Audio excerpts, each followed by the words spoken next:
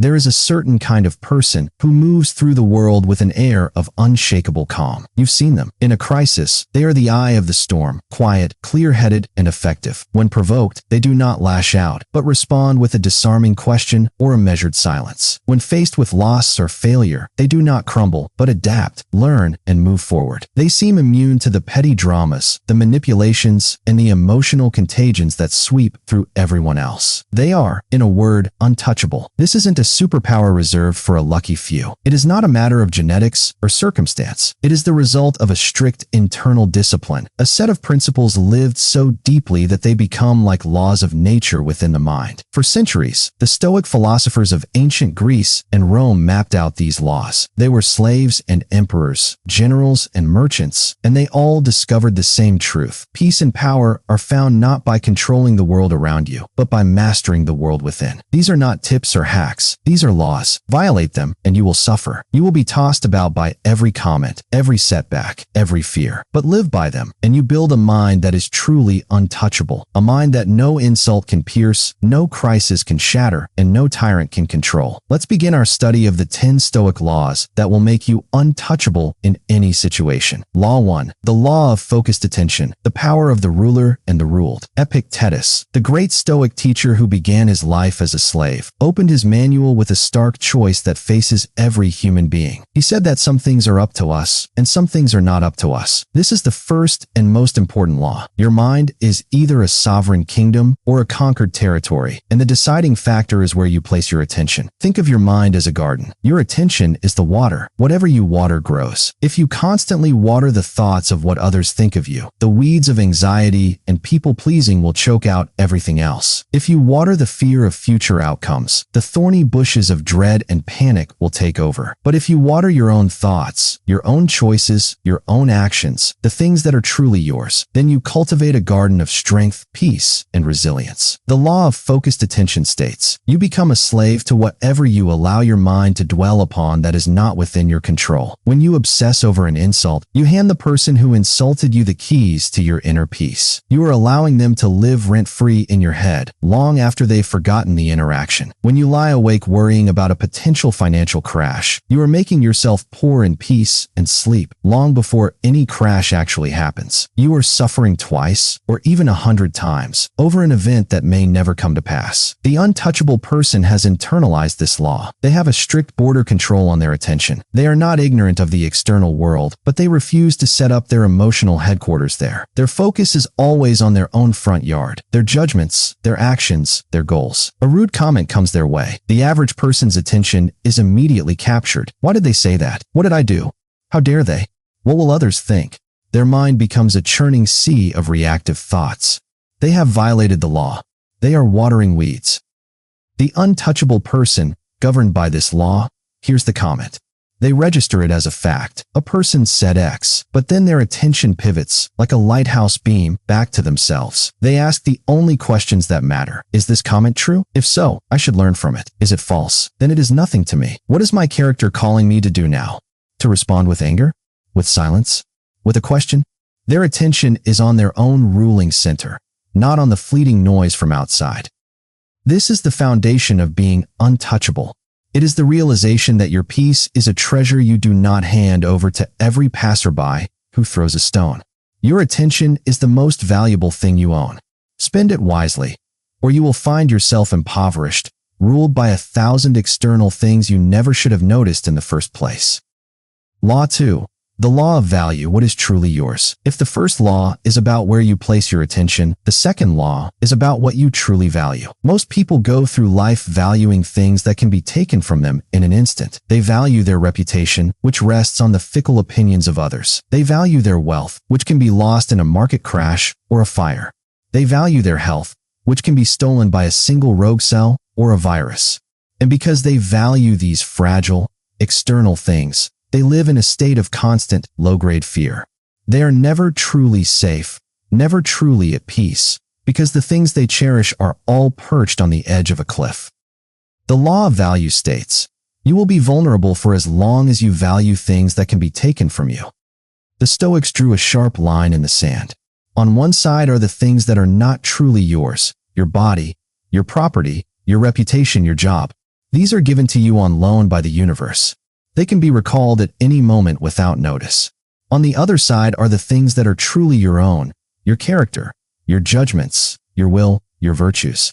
These cannot be taken from you unless you willingly surrender them. Imagine you have a beautiful, expensive watch.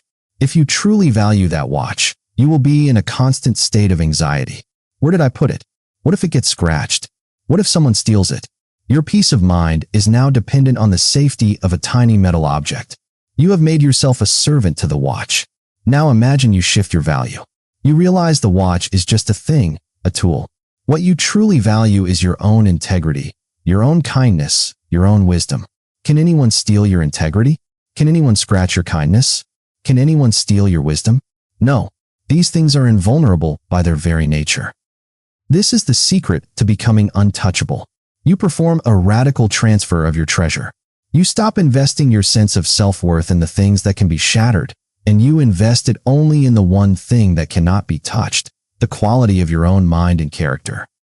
When you value your reputation, you are a puppet. Anyone can pull your strings by threatening to gossip about you. When you value your virtue, you are free. What can they say about you that will make you less honest, less courageous? They can call you names, spread lies, but they cannot actually make you a bad person. Only you can do that by reacting poorly to them.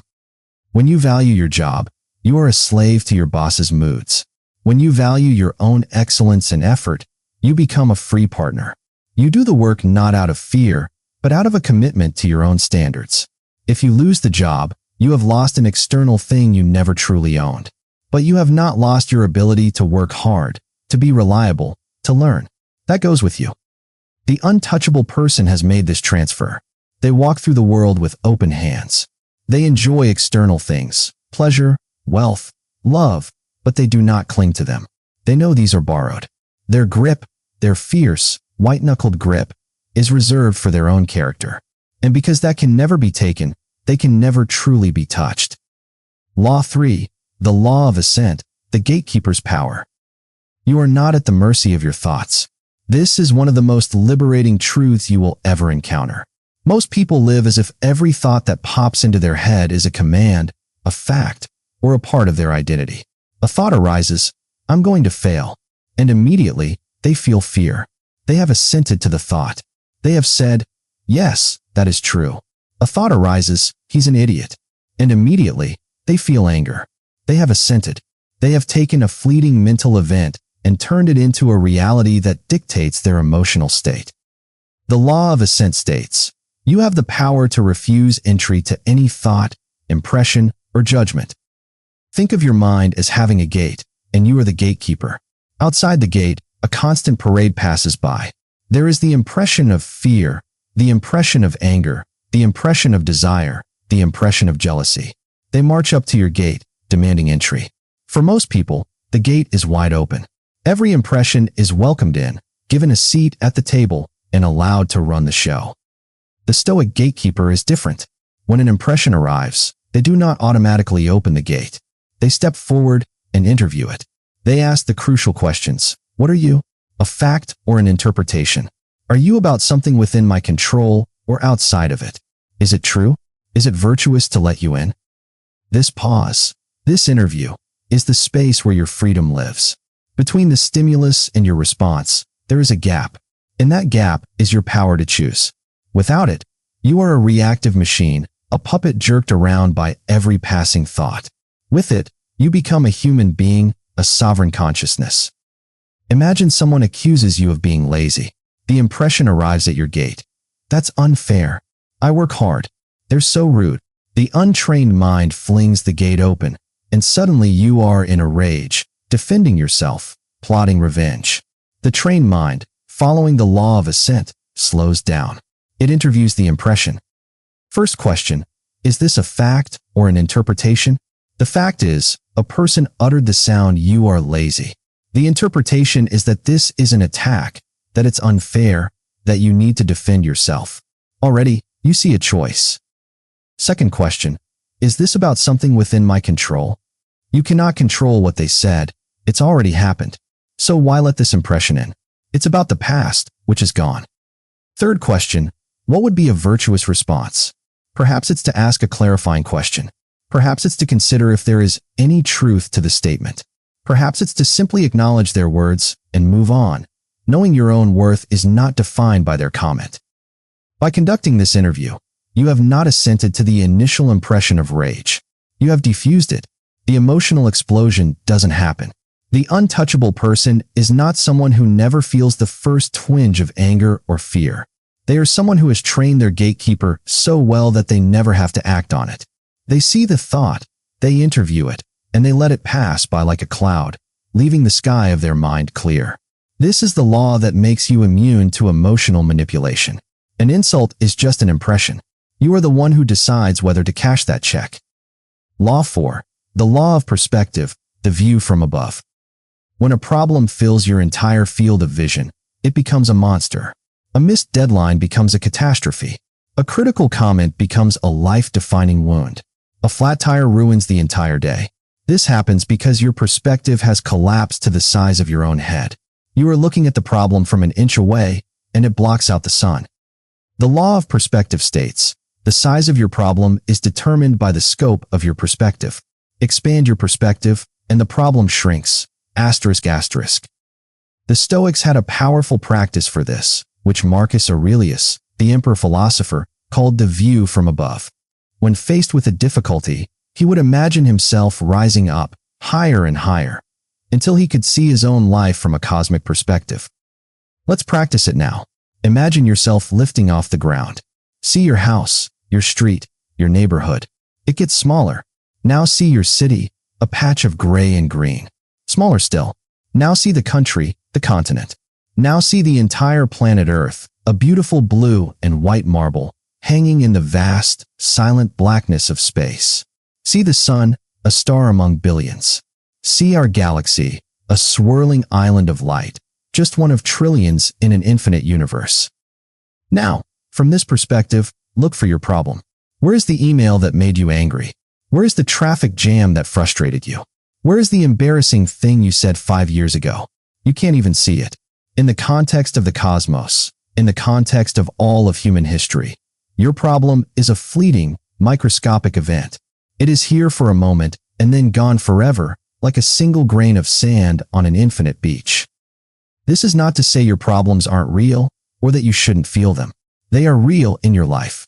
But the view from above recalibrates your emotional response to them. It breaks the spell. It reminds you that you are not the center of the universe, and the universe is not conspiring against you. It is simply indifferent. When you feel insulted, use the view from above. In 100 years, who will remember this? In 1,000 years, will it matter at all? The people involved will be dust. You will be dust. The emotion that feels so solid and overwhelming right now is just a temporary chemical storm on a tiny planet. When you are terrified of a presentation, use the view from above. Zoom out. See it as a single moment in your entire life. See your life as a single moment in human history. The fear loses its grip. You realize that even if it goes badly, the universe will not notice. The stakes are not as high as your anxiety makes them seem. This perspective is the ultimate anxiety killer. It frees you from the tyranny of the present moment. It allows you to see the big picture, to focus on what truly matters, your character, your actions, your virtue. The untouchable person is not small-minded. They have a cosmic perspective. They know that most of what agitates people is trivial, and they refuse to waste their limited time on earth being upset about grains of sand. Law 5. The law of preparedness, the art of premeditation. Fear of the future is one of the greatest sources of human suffering. We are anxious about what might happen. We dread loss, pain, and failure. This fear keeps us in a state of constant, low-grade tension. It stops us from taking risks. It makes us cling to comfort. The law of preparedness states, fear is a product of the unknown. When you have mentally prepared for adversity, it loses its power to shock and destabilize you. ***. This is the Stoic practice of premeditatio malorum, or the premeditation of evils. It sounds morbid, but it is a powerful tool for building resilience. It involves intentionally and calmly visualizing the bad things that could happen, not with anxiety, but with a sense of clarity and purpose. Sit for a few minutes each day and imagine losing something you value. Imagine what it would be like to lose your job. Imagine a health scare. Imagine a loved one moving away. Imagine your reputation being damaged. Imagine your house being broken into. Why do this? For two reasons. First, it shocks you out of complacency and into gratitude. When you vividly imagine losing your health, and then you return to the present moment and feel your body's strength, you are filled with a deep, genuine appreciation for something you were taking for granted. The glass of water is suddenly precious when you have imagined thirst. The presence of a friend is a treasure when you have imagined their absence. This practice turns your possessions and relationships from things you own into gifts you are grateful for. Second, and more importantly for being untouchable, it builds psychological armor. It's like a fire drill for your soul. When you have calmly and rationally imagined a difficult scenario, you are not blindsided when it happens. The shock is absorbed by your prior contemplation. You have already, in a way, faced it. You have thought about how you would respond with courage and wisdom. You have rehearsed your virtue. When the real challenge arrives, you are not a panicked amateur. You are a prepared mind. You have already considered that your job is not truly yours, and you have prepared your response. I will use my skills elsewhere. My worth is not in this role. You have already considered that people can be rude, and you have prepared. I will not assent to their judgment. I will focus on my own character. This is the opposite of pessimism. Pessimism is passive suffering. Premeditation is active preparation. It is building your fortress before the siege begins. The untouchable person is not surprised by life's difficulties. They have seen them coming from a distance. They have prepared their mind. And when the storm hits, they are ready, calm, and unshakable. Law 6. The law of emotional causality, the source of your feelings. This law is a direct challenge to the way most people think about their emotions. We tend to say things like, "You made me angry," or "That situation made me sad." We speak as if our emotions are caused by external events, as if we are passive victims of the world around us. The law of emotional causality states, your emotions are not caused by events, but by your judgments about those events. This is the most empowering and liberating idea in all of Stoicism. An event happens. It is neutral. It has no inherent power to make you feel anything. It is simply an event. Then, your mind makes a judgment about that event. And it is that judgment, that thought, that interpretation, that story you tell yourself, that creates the emotion. A person cuts you off in traffic. The event, a car moved into your lane. The judgment, that person is a reckless jerk who has disrespected me. The emotion, rage. Another person in the same situation makes a different judgment. They must be in a terrible hurry, perhaps an emergency. The emotion, concern or indifference, but not rage. Same event, different judgment, completely different emotional outcome. You get a critical email from your boss. The event, words on a screen. The judgment, I'm a failure. I'm going to get fired. My career is over. The emotion, fear and despair. Another judgment, my boss has given me feedback. This is information I can use to improve. They are doing their job. The emotion, calm focus and motivation. Once you understand this law, you realize that no one can make you feel anything. They can throw events at you, insults, setbacks, losses, but they cannot control the one thing that creates your feelings, your judgment. That is your soul domain. That is your untouchable power. When you feel a negative emotion arise, you can now trace it back to its source. You can ask yourself, what judgment am I making right now? What story am I telling myself? And then you can examine that judgment. Is it true? Is it helpful? Is it within my control? Often, you will find that the judgment is an exaggeration, a distortion, or a focus on something outside your control. And when you see that, you can choose a different judgment. You can change the story. And when you change the story, the emotion changes with it. The untouchable person is a master of this law. They know that their feelings are their own responsibility. They do not blame others for their anger. They look inward at the judgment that created it. They do not wait for the world to change so they can feel better. They change their own mind. This is the ultimate freedom, the freedom to choose your response, and therefore, to choose your emotional state. Law 7. The law of action, the antidote to anxiety. Anxiety is a future-focused emotion. It is the fear of what might happen. It lives in the imagination, spinning out endless scenarios of disaster. The more you think about the future, the more anxious you become. Your mind becomes a hamster wheel of worry, running faster and faster, but going nowhere. The law of action states, the only antidote to the paralysis of anxiety is virtuous action in the present. When you are anxious, you are focused on an outcome you cannot control. The law of action commands you to shift your focus to the process you can control. It commands you to stop thinking about the future and start acting in the now. Are you anxious about a big presentation? Your mind is worrying about the outcome. What if I forget my words? What if they don't like it? What if I look stupid? This is a violation of the first law. You are focusing on things outside your control. The law of action says, stop. What is the next right action you can take in this moment? It might be to review your notes one more time. It might be to practice your opening sentence out loud. It might be to take 3 deep, calming breaths. It might be to stand up and stretch. It is a concrete, physical, present moment action. When you take that action, your mind is pulled out of the future and into the now. The anxiety loses its grip. Are you anxious about a difficult conversation you need to have? Your mind is spinning with fears of how the other person will react. The law of action says, stop. What is the next right action? It might be to write down the key points you want to make. It might be to send a message to schedule the call. It might be to practice what you want to say with a friend. Do that. Action dissolves anxiety. This is why the Stoics valued action so highly. Philosophy, for them, was not just a set of ideas to be pondered. It was a set of principles to be lived, moment by moment, through action. It's not enough to know that you shouldn't be angry. You have to practice patience in the moment. It's not enough to know that you shouldn't fear death. You have to live fully, right now.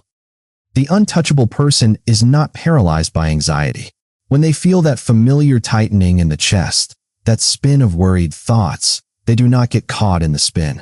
They recognize it as a signal that they have drifted into the future, and they deliberately and forcefully bring themselves back to the present by taking action. They ask, what can I do? Right here, right now, that is good, that is useful, that is within my control. And they do it. This is how you build momentum. This is how you break the grip of fear. This is how you become a person of power. Law 8. The law of forgiveness, releasing the prisoner. Holding a grudge is like drinking poison and expecting the other person to die. It is one of the most self-destructive things a human being can do. When you refuse to forgive someone, you are not punishing them. You are punishing yourself. You are keeping the wound open. You are replaying the offense over and over in your mind, letting it fester and infect your present moment. The person who wronged you has likely moved on with their life, but you have built them a prison cell in your own head, and you are the one serving the life sentence. The law of forgiveness states, to forgive is to set a prisoner free and then to discover that the prisoner was you. Forgiveness is not about condoning what someone did. It is not about saying that their actions were acceptable. It is about releasing yourself from the burden of carrying that anger and resentment. It is an act of self-preservation, of self-respect. You are saying, my peace is more important than my desire for revenge. My future is more important than my past. Think of someone who has wronged you. Feel the weight of that grudge. Feel how it sits in your body, how it colors your thoughts, how it steals moments of your peace when it surfaces. That weight is yours. You are carrying it. The other person doesn't feel it. They don't even know it's there. You are the one being crushed by it. The Stoics understood this deeply. Marcus Aurelius, who faced constant betrayal and political intrigue, wrote, "The best revenge is not to be like your enemy. Revenge is becoming the thing that hurt you. Revenge is letting them dictate your character. Forgiveness is refusing to let them have that power." When you forgive, you are not doing them a favor. You are doing yourself the greatest favor imaginable. You are cutting the cord. You are taking back the energy you've been pouring into the past and reinvesting it in your present. You are declaring your freedom. The untouchable person is not burdened by the past. They learn from it, and then they let it go. They do not carry the weight of old wounds. They understand that holding on to anger is a form of self-harm, and they are too wise, too committed to their own peace to engage in it. They forgive, not because the other person deserves it, but because they themselves deserve peace. Law 9. The law of indifference, the art of selective caring. You cannot care about everything. If you try to, you will be spread so thin that you will be ineffective and anxious.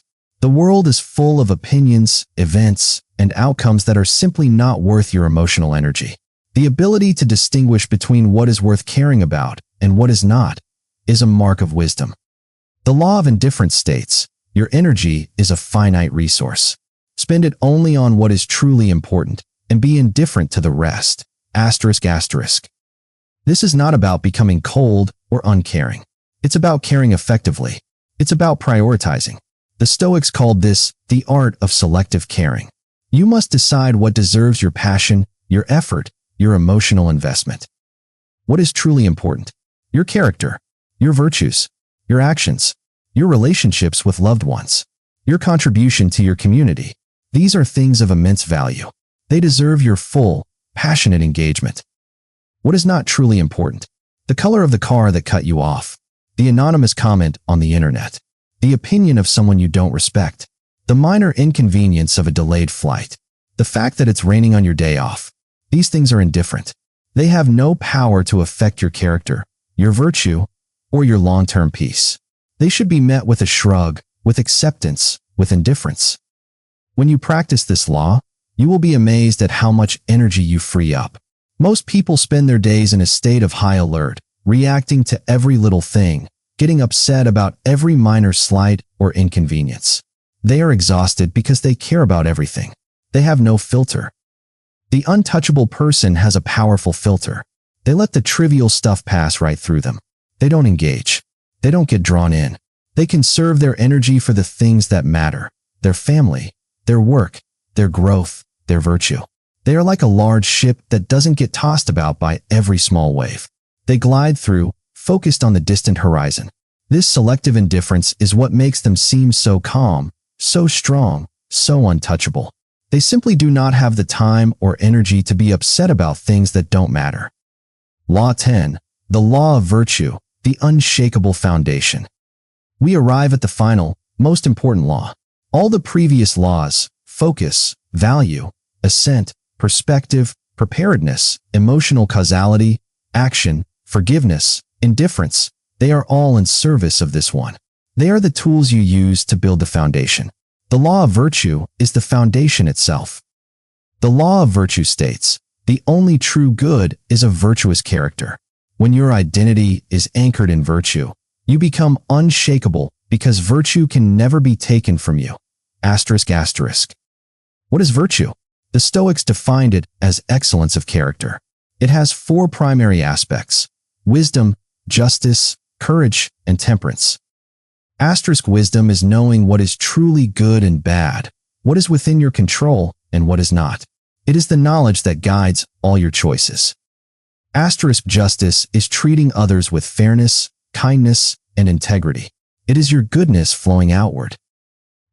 Courage is not just physical bravery, but the moral strength to do the right thing, to endure hardship, and to face fear without being ruled by it. Temperance is self-discipline and moderation. It is the power that allows you to choose what is right over what is easy or pleasurable. When you make virtue your only goal, you become structurally invincible. Think about it. If your goal is to be rich, you are vulnerable to market crashes, thieves, and economic downturns. If your goal is to be popular, you are a slave to the fickle opinions of others. If your goal is to be healthy, you are vulnerable to illness and aging. But if your goal is to be wise, just, courageous, and temperate, what can stop you? Can someone stop you from being wise? Only you can do that by making foolish choices. Can someone stop you from being just? Only you can choose to act unfairly. Can someone stop you from being courageous? They can put your body in danger, but they cannot make your spirit cower. That is your choice. Your virtue is the one thing in the universe that is truly, completely, and eternally yours. This is the ultimate source of being untouchable. When a challenge comes, the virtuous person does not ask, "How can I avoid this?" or "How can I win this?" They ask, "How can I respond to this with wisdom? How can I act with justice? How can I show courage? How can I maintain my self-discipline?" Their focus is not on the external outcome, but on the internal quality of their response.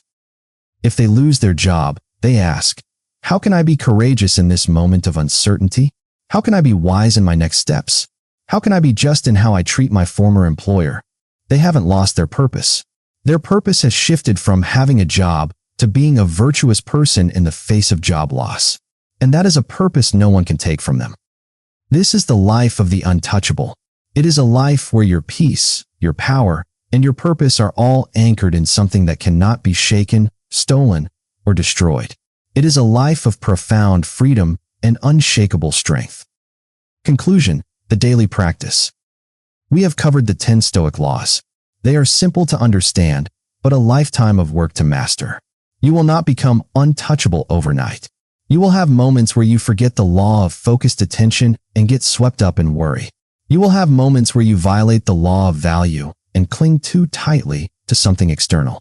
You will have moments where your gatekeeper is asleep and an impression of anger runs rampant through your mind. This is normal. This is the path. The key is not to be perfect. The key is to practice. Each day is a new training ground. Every difficult person is a teacher, sent to test your justice and patience. Every setback is a lesson in courage and perspective. Every temptation is a chance to practice temperance. Keep these laws close to your heart. Review them. Meditate on them. When you feel yourself being dragged into reactivity, run through them in your mind. Ask yourself, where's my attention? What am I valuing? Am I assenting to this impression? Can I see this from a wider perspective? Have I prepared for this? What judgment is creating this feeling? What action can I take now? Am I holding a grudge? Is this worth my energy? And finally, what would virtue look like right now? Do this day after day, and you will feel the walls of your inner citadel growing stronger. The insults that once stung will begin to slide off. The fears that once paralyzed you will lose their grip. The chaos that once threw you into a tailspin will be met with a calm, clear mind. You will become a source of stability for others. You will become, in the truest sense of the word, untouchable. And you will discover that this state was not something you achieved by controlling the world. It was something you achieved by mastering yourself. It was always within your reach. It was always the birthright of your mind. Claim it, live it, and be free.